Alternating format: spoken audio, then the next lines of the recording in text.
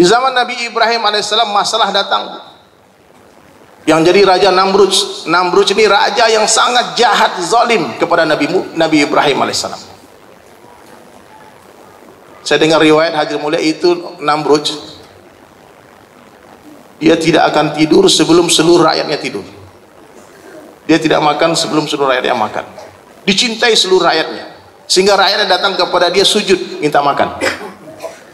Dia mengaku sebagai Tuhan, beratus-ratus tahun tidak pernah sakit. Sakti mandraguna, ototnya besar, badannya kekar. Sombong ini Namrud. Nabi Ibrahim datang hadirin sekalian kepada Namrud. Ayahnya Nabi Ibrahim ini namanya Azar, kerjanya buat patung. Nabi Ibrahim sudah mulai dapat wahyu dari Allah Subhanahu wa taala sejak dia remaja, mengenal Allah, memperkenalkan diri kepada Nabi Ibrahim alaihissalam. Maka Nabi Ibrahim dikatakan kepada ayahnya, ayah, ini patung tidak bisa apa-apa. Ini patung tidak bisa beri manfaat dan mudarat sedikit pun. Kata ayahnya, Ibrahim, kamu pergi ke pasar jual patung ini. Sore hari Nabi Ibrahim pulang tidak laku satupun patungnya hadirin sekalian. Kenapa? Karena ketika menjual dikatakan siapa yang membeli patung yang tidak bisa apa-apa ini. Diseret-seret itu patung. Akhirnya ayahnya marah. Sikapnya Nabi Ibrahim alaihissalam sudah terdengar di seluruh kerajaan sampai ke telinganya Namrud laknatullah alaih. Satu hari hadirin sekalian, Nabi Ibrahim dia punya ide untuk menghancurkan seluruh berhala yang ada di kerajaan Nabi Ibrahim alaihissalam. Dihancurkan dengan kampak. Kemudian kampak tadi digantungkan di sebuah berhala yang paling besar, ditinggalkan satu. Namrud tahu ini pasti kerjanya Ibrahim. Panggil Ibrahim. Di depannya Namrud hadirin mulia, Ibrahim berdiri tanpa ada sedikit pun rasa takut. Nah, ini salah satu ciri orang beriman. Walam yakhsha illallah. Dia tidak takut kepada siapapun kecuali kepada Allah. Subhanallah. Santai saja. Namrud mulai kurang ajar. Semestinya pertanyaan ini Mungkar dan Nangkir yang menanyakan, tapi waktu itu Namrud bertanya kepada Nabi Ibrahim, "Hai Ibrahim, man rabbuka?" Siapa Tuhanmu? Kurang ajar dia. Namrud Ibrahim senyum dikatakan, "Ya, Allah Tuhanku dan Tuhanmu juga Allah." Allah Tuhan kita wahai Namrud.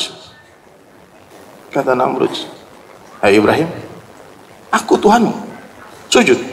Tidak, dialah Allah yang menghidupkan dan mematikan. Selain Allah tidak bisa menghidupkan dan mematikan. Dipanggil dua orang sama Namrud, satu dia bunuh, satu dia biarkan hidup. Ibrahim, kamu saksikan, kamu lihat, siapa yang mematikan dia? Aku. Siapa yang menghidupkan satu orang ini? Aku juga. Sekarang sujud kamu, akulah Tuhanmu yang menghidupkan dan mematikan. Dai itu, Bu, Allah cerdaskan mereka. Jadi kalau berhadapan dengan suasana yang terpojok, Allah beri ilham. Nabi Ibrahim pun diberi wahyu sama Allah Ta'ala bahwasanya dialah Allah Ta'ala yang telah menerbitkan matahari dari sebelah timur dan menenggelamkan matahari di sebelah barat. Wahai Namrud, kalau kamu betul-betul Tuhan, sekarang tolong buktikan, lihat, perlihatkan kamu mampu menerbitkan matahari dari sebelah barat dan tenggelamkan di sebelah timur. Kehabisan akal Namrud. Dia teriak, dia panggil tentara, dia panggil polisi. Tentara, polisi, tangkap Ibrahim. Pak, antum kalau dakwah-dakwah terus, Pak, tegas dakwahnya, nanti lama-lama ditangkap sama penguasa yang zalim. Jangan takut. Untung penguasa kita Islam, Pak. Kalau kita berdakwah di depan orang kafir, wah, nggak main-main ujiannya, Pak. Subhanallah. Nabi Ibrahim ditangkap hadirin mulia. Apakah Nabi Ibrahim takut? Tidak. Subhanallah. Lalu Ibrahim alaihissalam hadirin mulia diikat di sebuah tiang, dipermalukan. Ditelanjangi Nabi Ibrahim alaihissalam. Makanya nanti di yaumil mahsyar orang yang pertama diberikan pakaian oleh Allah Ta'ala adalah Nabi Ibrahim alaihissalam, karena beliaulah orang pertama yang pernah dipermalukan asbab dakwah. Namrud bikin sebuah perintah kepada seluruh rakyatnya, kumpulkan kayu bakar, kita bakar Ibrahim. Itu, Pak, kayu bakar menggunung, dinyalakan api. Saking besarnya api, tidak ada satu orang manusia pun yang sanggup mendekat ke kobaran api tadi. Di Jazirah Arab sana, di sekitar Jordania dan perbatasan sana, ada dua tiang. Saya dengar ada satu orang ustadz yang pernah ke sana. Tingginya kurang lebih 28 meter. Ahli sejarah mengatakan tiang itulah yang digunakan oleh Namrud untuk dijadikan ketapel untuk melemparkan tubuh Nabi Ibrahim ke kobaran api. Saking besarnya itu api. Api menyala-nyala besar. Subhanallah. Nabi Ibrahim alaihissalam tundukkan kepalanya. Namrud lihat dari kejauhan, dia pikir Nabi Ibrahim sudah mulai takut dengan api. Datang satu orang utusan menawarkan, Ibrahim, sekarang biar kamu tidak ada masalah, akui saja Namrud sebagai Tuhan, selesai masalahmu, kamu gak jadi dibakar. Apa kata Nabi Ibrahim? Semakin besar itu api, semakin hatiku tenang, dan semakin aku merasa dekat dengan Rabbku Allah. Jadi orang beriman itu semakin besar masalahnya, Bu, semakin merasa dekat dia dengan Allah. Insyaallah. Api mulai menyala-nyala, hadirin mulia, dipanggil orang-orang, tidak ada yang berani mendekati. Itu Nabi Ibrahim alaihissalam, gak satu orang pun yang sanggup berani melemparkan tubuh dia ke kobaran api. Namrud katakan, panggil ayahnya. Bayangkan, Bu, di riwayat diceritakan, seorang ulama menceritakan sejarah ini, hadirin sekalian, itu tidak ada satu orang pun yang kuat menarik ketapelnya Nabi Ibrahim tadi.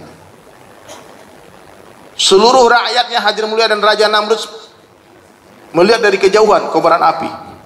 Datanglah ayahnya Nabi Ibrahim alaihissalam. Lalu Nabi Ibrahim berdoa kepada Allah, ya Allah, tolong jangan permalukan ayahku di depan orang banyak. Berikan dia kekuatan untuk melemparkan tubuhku dengan ketapel ini. Itu akhlaknya dai. Meskipun ayahnya kafir, tetap dia baik sayang sama ayah. Ya Allah, tolong jangan permalukan ayahku. Beri dia kekuatan untuk menarik ketapel ini.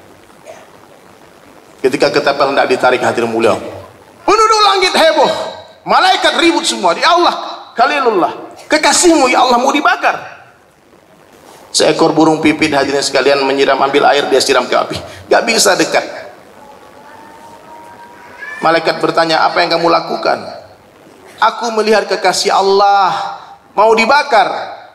Aku takut nanti di akhir Allah akan pertanyakan kepadaku, apa yang kamu lakukan ketika melihat kekasih Allah mau dibakar. Meskipun aku tahu air kecil ini, air sedikit air tidak akan memadamkan api itu, tapi aku telah berbuat sesuatu. Subhanallah. Malaikat bermusyawarah, hadirin mulia, minta izin sama Allah turun menolong Nabi Ibrahim alaihissalam. Turun malaikat penjaga angin, datang kepada Ibrahim. Ibrahim, minta tolong sama aku, kamu kasih tahu apapun permintaanmu aku lakukan. Aku akan tiup ini api sampai padam. Diusir sama Nabi Ibrahim, aku tidak perlu bantuanmu. Turun malaikat penjaga air, hai Ibrahim, kalau kamu minta sama aku akan jelaskan, aku akan kirimkan hujan dan padamkan ini api. Malaikat penjaga air pun diusir sama Nabi Ibrahim alaihissalam. Akhirnya Amirul Malaikat, pemimpinnya para malaikat, Jibril alaihissalam, turun menawarkan bantuan kepada Nabi Ibrahim alaihissalam. Apa jawaban Nabi Ibrahim? Hasbunallah, hasbunallah wa ni'mal wakil. Cukup Allah sebagai penolongku. Hai Jibril. Jibril pun diusir. Tidak terkesan dengan bantuan Jibril alaihissalam, karena Nabi Ibrahim tahu Jibril makhluk, tidak bisa beri manfaat dan mudarat sedikit pun tanpa izin Allah. Itu tauhid. Hari ini kita ada masalah, bukannya ingat Allah malah ingat preman, ingat polisi, ingat debt collector, ingat ini semua, macam-macam, ingat dukun. Naudzubillah min dzalik. Siapa yang bisa tolong saya? Aina Allah? Mana Allah? Nabi Ibrahim, Jibril datang menawarkan bantuan, diusir, hadirin sekalian. Subhanallah. Ketika Nabi Ibrahim alaihissalam dilemparkan ke api, langsung Allah sendiri yang turun tangan memerintahkan api, ya nar, hai api, kunni bardan, jadilah kamu dingin. Subhanallah. Nabi Ibrahim masuk ke kobaran api, menggigil kedinginan. Jibril katakan, ya Allah, kekasihmu kedinginan. Baru Allah lanjutkan firman-Nya, wassalaman ala Ibrahim, dan berilah keselamatan kepada Nabi Ibrahim, kepada Ibrahim. Baru sejuk itu api dan memberikan kenikmatan kepada Nabi Ibrahim. Satu orang bertanya kepada beliau, hai Ibrahim, kapankah saat terindah dalam kehidupanmu, hai Ibrahim? Apa jawaban Ibrahim? Ketika aku dibakar. Jadi nikmatnya dakwah ini, hadirin mulia, bisa dirasakan dalam susah payah. Nabi-nabi yang mendapatkan kesusahan dalam berdakwah, Nabi Ibrahim, Nabi Nuh alaihissalam, Nabi Musa alaihissalam, Nabi Isa alaihissalam, Rasulullah alaihissalam, 5 orang diberikan penghargaan khusus, ulul azmi, dimuliakan sama Allah. Jadi Bapak Ibu sekalian, kalau tidak mau disusahkan dalam dakwah, berarti tidak mau dimuliakan di dalam dakwah. Subhanallah.